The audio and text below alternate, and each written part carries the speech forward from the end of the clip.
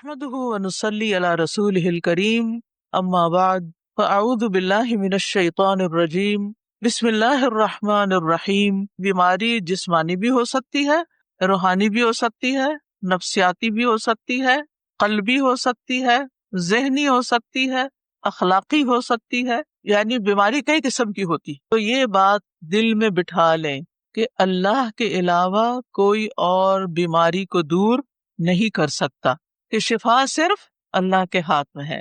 حضرت عائشہ رضی اللہ تعالیٰ عنہا سے مروی ہے کہ رسول اللہ صلی اللہ علیہ وسلم دم کیا کرتے تھے اور یہ دعا پڑھتے تھے، امسح البأس رب الناس بیدک الشفاء لا یکشف الکرب الا انت۔ اے لوگوں کے رب، تکلیف دور کر دے، شفا تو تیرے ہی ہاتھ میں ہے۔ تو پھر آپ یہ سوچ رہے ہوں گے کہ ڈاکٹر کے پاس جانے کا کیا فائدہ؟ اسباب اختیار کرنا اور علاج کرنا۔ ڈاکٹر کیا کرتے ہیں؟ علاج کرتے ہیں، اور شفا کون دیتا ہے؟ اللہ سبحانہ وتعالی۔ نبی صلی اللہ علیہ وسلم نے فرمایا ہر بیماری کے لیے دوا ہے، ہر بیماری کے لیے دوا ہے۔ جب کسی مریض کو صحیح طریقے پر بیماری کی دوا پہنچتی ہے تو اللہ کے حکم سے، اللہ عز و جل کے حکم سے وہ صحت یاب ہو جاتا ہے۔ کوئی دوائی نہ لے، کچھ نہ لے، فاسٹنگ شروع کر دیں تو فاسٹنگ میں بھی شفا ہے۔ اور پھر دعائیں، آیات، سب سے بڑھ کر سورۃ الفاتحہ جس کا نام یہ شفا ہے، سورۃ الفاتحہ سے علاج کریں۔ خارجہ بن سل تمیمی اپنے چچا سے نقل کرتے ہیں، ایک مرتبہ وہ رسول اللہ صلی اللہ علیہ وسلم کی خدمت میں حاضر ہوئے۔ جب واپس جانے لگے تو ایک قوم کے پاس سے گزرے جن کے ہاں ایک مجنون آدمی تھا، یعنی اس کا ذہنی توازن ٹھیک نہیں تھا۔ اسے انہوں نے لوہے کی زنجیروں سے باندھ رکھا تھا۔ اس کے اہل خانہ کہنے لگے ہمیں معلوم ہوا کہ تمہارا یہ ساتھی یعنی نبی صلی اللہ علیہ وسلم کو خیر لے کے آیا ہے، وہ خود نہیں ہوں گے مسلمان، نہیں پتا ہوگا، تو کیا اس کے پاس کوئی ایسی چیز ہے کہ جس سے علاج کیا جائے اس کا؟ وہ کہتے ہیں کہ میں نے سورۃ فاتحہ پڑھ کر دم کیا تو وہ ٹھیک ہو گیا۔ یقین اصل چیز ہے نا، کہ یقین کتنا ہے۔ ایک لیکچر یقین پر بھی ہونا چاہیے، کیونکہ نا دین کے معاملے میں، دعاؤں کے معاملے میں ہمارا یقین نہیں ہوتا۔ الثقۃ باللہ۔ پھر جو منزل ہم پڑھتے ہیں اس میں سورۃ فاتحہ کے علاوہ آیت الکرسی ہے، البقرہ کی آخری 2 آیات ہیں، کیونکہ نبی صلی اللہ علیہ وسلم نے فرمایا جس نے سورۃ البقرہ کی آخری 2 آیات ایک رات کو پڑھی وہ اسے ہر آفت سے بچانے کے لیے کافی ہوں گی۔ اور آیت الکرسی کا تو فائدہ آپ کو معلوم ہی ہے۔ پھر معوذات ہیں، قل هو اللہ احد، قل اعوذ برب الفلق، قل اعوذ برب الناس۔ نبی صلی اللہ علیہ وسلم نے فرمایا صبح اور شام 3 بار معوذات کہہ لو تو یہ ہر چیز سے تمہیں کفایت کریں گی۔ پھر یہ دعا جو کل میں نے آپ کو بتائی تھی، انی مسنی الضر وانت ارحم الراحمین۔ اور اگر وسوسے آ رہے ہیں بہت اور بے چینی ہے اور دل پریشان ہے تو انی مسنی الشیطان بنصب وعذاب، کہ شیطان نے مجھے سخت تکلیف اور عذاب میں ڈال رکھا ہے، یعنی وسوسوں اور نیگیٹو تھنکنگ کی وجہ سے۔ حضرت ایوب علیہ السلام کا حال یاد کر کے اور پھر انت ارحم الراحمین بھی کہیں ساتھ، اور پھر ایوب علیہ السلام کا انداز جو ہے نا دعا کا وہ بڑا خوبصورت ہے، انت ارحم الراحمین، اور اپنے حال کا ذکر کیا کہ اللہ میں تکلیف میں ہوں، آپ جانتے ہیں۔ تو ہم اس طرح بھی دعائیں کر سکتے ہیں، یا اللہ آپ نے ایوب علیہ السلام کو صحت دی تھی، یا اللہ آپ نے زکریا علیہ السلام کو بیٹا دیا تھا، یا اللہ آپ نے یوسف علیہ السلام کو لوٹا دیا تھا، یا اللہ آپ نے موسیٰ علیہ السلام کی حفاظت کی تھی، یا اللہ آپ میری یہ تکلیف دور کر دیں۔ اس سورۃ الانبیاء میں وہ اتنی خوبصورت دعائیں پڑھتے ہیں تو دل پگھلتا ہے، سارے انبیاء کی جو دعائیں قبول ہوتی گئیں ان کا واسطہ دے کر کہ اللہ آپ نے ان سب کی دعائیں قبول کی، آپ میری بھی دعا قبول کریں اور میری یہ تکلیف دور کر دیں۔ اور پھر یہ ہے کہ جیسے نیک لوگ اللہ سے اچھا گمان رکھتے تھے، ابراہیم علیہ السلام نے کہا وَإِذَا مَرِضْتُ فَهُوَ يَشْفِينِ، وہ مجھے شفا دیتا ہے جب میں بیمار ہوتا ہوں۔ یہ یقین ہو اور پھر اس طرح شفا مانگے اللہ سے کہ اللہ تعالیٰ آپ کے ہاتھ میں شفا، بیدک الشفا۔ پھر وہ جو مسنون دعائیں گرین کارڈ کی ہیں، امسح البأس رب الناس بیدک الشفا لا یکشف الکرب الا انت، اے لوگوں کے رب تکلیف دور کر دے، تیرے ہی ہاتھ میں شفا ہے، تیرے سوا اس کو کوئی دور کرنے والا نہیں۔ نبی صلی اللہ علیہ وسلم بیمار پر ان الفاظ کے ساتھ دم کیا کرتے تھے۔ اور پھر ایک اور روایت میں آتا ہے، انس رضی اللہ عنہ کہتے ہیں کہ میں تم پر وہ دعا پڑھ کر کیوں نہ دم کروں جسے رسول اللہ صلی اللہ علیہ وسلم پڑھتے تھے۔ تو حضرت ثابت کی طبیعت خراب تھی تو انہوں نے کہا ضرور کیجئے، تو حضرت انس نے ان الفاظ کے ساتھ دم کیا، اللہم رب الناس مذہب البأس اشف انت الشافی لا شافی الا انت شفاء لا یغادر سقما۔ پھر اسی طرح یہ ہے کہ اگر کوئی جل جائے تو اس کا علاج نبی صلی اللہ علیہ وسلم نے کس طرح کیا۔ ایک خاتون کہتی ہیں کہ میں حبشہ سے واپس آ رہی تھی، مدینہ سے کچھ فاصلے پر تھی تو کھانا پکانا شروع کیا، لکڑیاں ختم ہوئی تو لکڑیوں کی تلاش میں نکلی تو بچے نے ہانڈی اپنے اوپر گرا لی اور وہ بازو پہ گر گئی اور وہ جل گیا. تو وہ پھر لے کے نبی صلی اللہ علیہ وسلم کی خدمت میں حاضر ہوئی.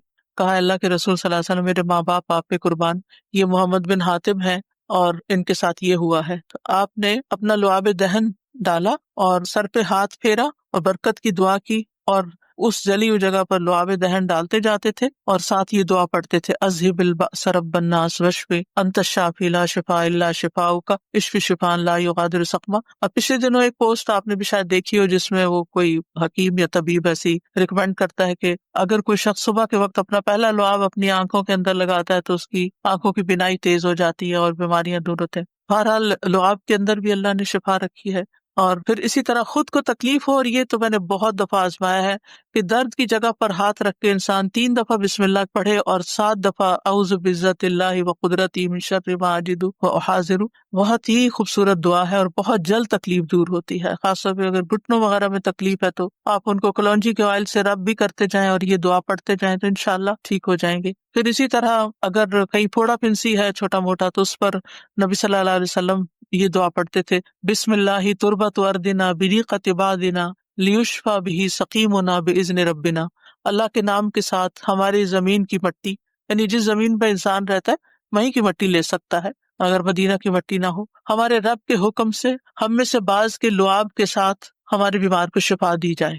یعنی وہاں پر کوئی بڑی بڑی فارمیسیز نہیں تھی، کوئی اور علاج کے لیے ہاسپٹل نہیں تھے، تو یہی چیزیں جو تھیں نبی صلی اللہ علیہ وسلم نے عملاً کر کے دکھائیں اور لوگوں کو فائدہ بھی پہنچا.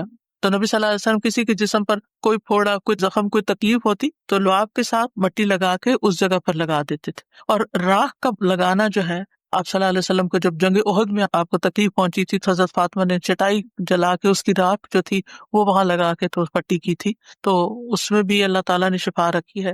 اور پھر اسی طرح تکلیف اور پریشانی کے وقت کی جو عام دعائیں ہیں وہ بھی پڑھنی چاہیے. یا حی یا قیوم برحمتک استغیث اللہ اللہ ربی لا اشرک به شیئا. پھر اسی طرح لا الہ الا انت سبحانک انی کنت من الظالمین. پھر نبی صلی اللہ علیہ وسلم جب کرب اور تکلیف اور پریشانی اور بے چینی ہوتی تھی اس وقت پڑھتے تھے لا الہ الا اللہ العظیم الحلیم، لا الہ الا اللہ رب العرش العظیم، لا الہ الا اللہ رب السماوات و رب الارض و رب العرش الکریم.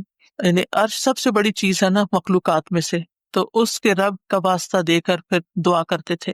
پھر اسی طرح عافیت کی دعائیں بھی مانگنی چاہیے کہ اللہ تعالیٰ بیماریوں سے محفوظ رکھ، خاص طور پر جب کوئی وبا وغیرہ پھیلی ہو یا آپ کسی بیمار کو دیکھیں یا ہاسپٹل میں جائیں یا کسی کی تیمارداری کرنے جائیں. ویسے بھی صبح شام 3 دفعہ اللہم عافنی فی بدنی، اللہم عافنی فی سمعی، اللہم عافنی فی بصری، لا الہ الا انت. پھر اللہم انی اعوذ بک من زوال نعمتک وتحول عافیتک وفجاءۃ نقمتک وجمیع سخطک.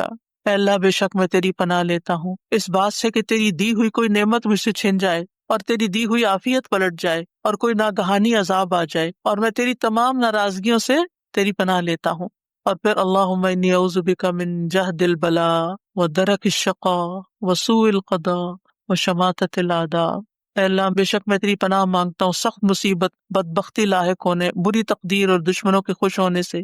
پھر اسی طرح اللہم انی اعوذ بک من السمم والبکم والجنون والجذام والبرص وسیء الاسقام. اے اللہ بے شک میں بہرے پن، گنگے پن، پاگل پن، کوڑ، برس اور تمام بری بیماریوں سے تیری پناہ مانگتا ہوں. اور پھر اللہم انی اعوذ بک من الہم والحزن والعجز والکسل والجبن والبخل وغلبۃ الدین وقہر الرجال.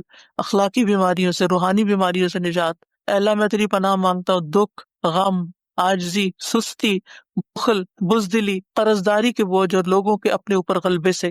پھر اعوذ بکلمات اللہ التامات من شر ما خلق. ہر طرح کی شر سے اللہ تو مجھے بچا لے. جہاں بھی انسان جائے، کسی شہر میں جائے، کسی جگہ پر جائے، پلین میں ہو، کہیں پر آپ انٹر ہو، بینک میں، اسکول میں، تو 3 دفعہ اگر آپ یہ پڑھ لیں کوئی چیز آپ کو نقصان نہیں دیتی، کیونکہ انسان کو ڈر ہوتا ہے نا کہ یہ وائرسز ہوں گے، اور خاص طور پر آج کل کے سیناریو میں. پھر اعوذ بکلمات اللہ التامات من کل شیطان وہامۃ ومن کل عین لامۃ. یعنی لوگوں کی گیدرنگ میں جائیں، آپ کو ڈر ہوتا ہے کہ نظر نہ لگ جائے، کوئی اور اسی طرح کی. یہ دعا بھی بہت فائدے کی ہے، ویسے بھی پڑھنی چاہیے. اور پھر شیطانی وسوسے سے اگر بہت نیگیٹو تھنکنگ ہو رہی ہو اور بہت برے برے خیالات آ رہے ہوں، کسی کے بارے میں کوئی بات بہت بری ستا رہی ہو، تو اعوذ بکلمات اللہ التامۃ من غضبہ وعقابہ وشر عبادہ ومن ہمزات الشیاطین وان یحضرون. خاص طور پہ برا خواب آنے کے بعد اگر دل پہ بار بار پریشانی کا خیال آ رہا ہے، بار بار آ رہا ہے، تو اس کو بھی جھٹکنے کے لیے یہ دعا پڑھی جا سکتی. تو اللہ تعالیٰ محفوظ رکھیں گے. اب بس آخر میں چند موٹی موٹی باتیں ہیں کہ اگر آپ کسی بیمار کے پاس جائیں تو کن چیزوں کا خیال رکھیں، کیونکہ مریضوں کی عادت کا حکم دیا گیا ہے، کیونکہ اس سے انسان کو اپنی نعمتیں یاد آتی ہیں اور انسان کو آخرت کی یاد آتی ہے. اور مسلمان کی عادت جو ہے وہ دوسرے مسلمان پر حق ہے، خاص طور پر اگر کوئی قریبی لوگوں میں سے ہو. نبی صلی اللہ علیہ وسلم نے فرمایا جب کوئی شخص اپنے کسی مسلمان بھائی کی عادت کرتا ہے تو وہ جنت کے باغات میں چلتا ہے یہاں تک کہ بیٹھ جائے، اس کے بیٹھنے پر اللہ کی رحمت اسے ڈھانپ لیتی ہے. اگر واقعی عادت کی نیت سے کسی کے پاس جاتے ہیں اور عبادت کی نیت سے، اور اگر صبح کے وقت جائے تو شام تک 70,000 فرشتے اس کے لیے دعائے بخشش کرتے ہیں، اور شام کو جائے تو صبح تک، یعنی اتنا بڑا اجر و ثواب ہے. اور عادت نہ کرنے والوں کی مذمت کی گئی ہے. اللہ تعالیٰ قیامت کے دن فرمائیں گے کہ میرا فلاں بندہ بیمار تھا، تو نے اس کی عادت نہیں کی، یعنی تم نے اس کا حال ہی نہیں پوچھا. اگر تو اس کی عادت کرتا تو مجھے اس کے پاس پاتا. عادت کرتے وقت اسے اجر کی خوشخبری دی جاتی ہے، اور مریض کو دعا دے کر خوش کریں، ہو سکے اس کو دم کر دیں اور دعا کا کارڈ دے دیں، کوئی بھی ایسی چیز اس کو بتائیں کہ یہ بیماری اس کے درجات کی بلندی کا ذریعہ. اچھی باتیں کریں، حوصلہ افزائی کریں، غم گساری کریں. اور عیادت کے وقت کی دعاؤں میں لا بأس طہور انشاءاللہ، کوئی بات نہیں، ٹھیک ہو جاؤ گے، سب صاف ہو جائے گا. اگر اور دعائیں آپ کو لمبی چوڑی نہیں بھی آتی تو سورۃ فاتحہ تو سب کو آتی، سورۃ فاتحہ پڑھ کے دم کر دیں، معوذات پڑھ کے دم کر دیں، اور پھر اسأل اللہ العظیم رب العرش العظیم ان یشفیک 7 دفعہ پڑھ کے آپ اس پہ دم کر دیں. نبی صلی اللہ علیہ وسلم نے فرمایا جو مسلمان کسی بیمار کی عادت کے لیے اس کے پاس آئے جس کی موت کا وقت نہ آیا ہو، اور 7 مرتبہ یہ پڑھے تو اللہ تعالیٰ اس کو شفا عطا کر دیتا ہے. تو یہ بیمار کے لیے پڑھنی چاہیے. پھر اللہم اشف فلان، اگر دور بیٹھے ہیں تو دور سے دعائیں کر دیں. اور دیگر بھی اذہب البأس اور مذہب البأس، اور یہ ساری دعائیں جو پہلے میں آپ کو بتا چکی ہوں دیگر بیماریوں کے علاج میں، یہ دعائیں گرین کارڈ پہ لکھی ہوئی ہیں. ان سب کا بھی، یعنی اگر آپ کے پاس زبانی یاد نہیں تو دیکھ کے بھی آپ ان کو پڑھ سکتے ہیں. اور ساتھ اپنے لیے بھی ایک دعا مانگیں کہ اللہ مجھے اس سے عافیت میں رکھنا، یعنی الحمدللہ الذی عافانی مما ابتلاک بہ وفضلنی علی کثیر ممن خلق تفضیلا. تو حدیث میں آتا ہے کہ جو یہ پڑھے گا اس مصیبت سے محفوظ رہے گا جس میں دوسرا مبتلا ہے.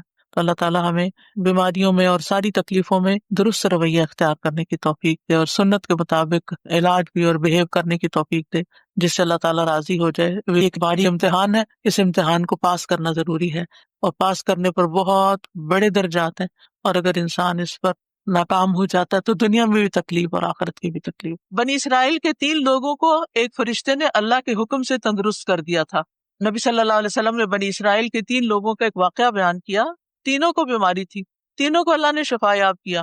پھر ان میں انسانی صورت میں ایک فرشتہ بھیجا، ایک نابینا تھا، ایک گنجا تھا، ایک کوڑی تھا. ان لوگوں نے کوئی ٹریٹمنٹ نہیں لی تھی. ٹھیک ہے، فرشتے نے پوچھا نابینا سے تمہاری کیا خواہش ہے؟ اس نے کیا کہا؟ مجھے آنکھیں مل جائیں. فرشتے نے کیا کیا؟ دعا کی، اور وہ اللہ کے حکم سے دیکھنے لگ گیا. اور اسی طرح اس نے کچھ مال مانگا اور وہ بھی دے دیا گیا. دوسرے کے پاس گیا، پوچھا تمہاری کیا خواہش ہے؟ میرے سر کے بال آ جائیں. دعا دی، کیا ہوا؟ بال آ گئے. تیسرے کے پاس گیا، کوڑ کا مریض تھا، پوچھا کیا چاہیے؟ کہا میرا یہ مرض دور ہو جائے.